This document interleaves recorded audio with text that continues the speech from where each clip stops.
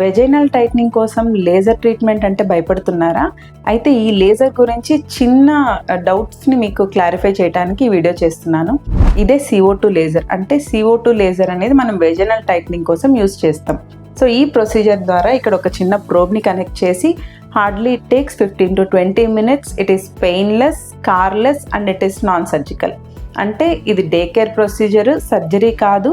So ఈ procedure ద్వారా లూజ్గా ఉన్న మీ వెజైనాని టైట్గా చేసుకోవచ్చు.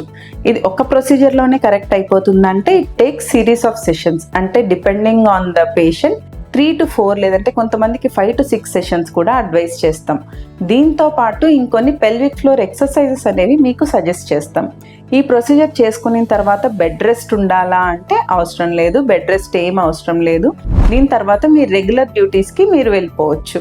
ఈ ప్రొసీజర్ చాలా కాస్ట్లీనా అని కూడా భయపడుతుంటారు. కాస్ట్లీ అయితే కాదు. మన కడపలో చాలా అఫోర్డబుల్ ప్రైస్లో లేజర్ ట్రీట్మెంట్స్, అది వెజైనల్ రీజువనేషన్కి మన ఇషా ఎస్థెటిక్స్లో ప్రొవైడ్ చేస్తున్నాము. దీని మీద ఇంకా ఈ టాపిక్ మీద ఇంకా మీకు డౌట్స్ అనేవి ఉంటే, ఇంకా మీరు క్లారిఫై చేసుకోవాలి అనుకుంటే you can take an online consultation.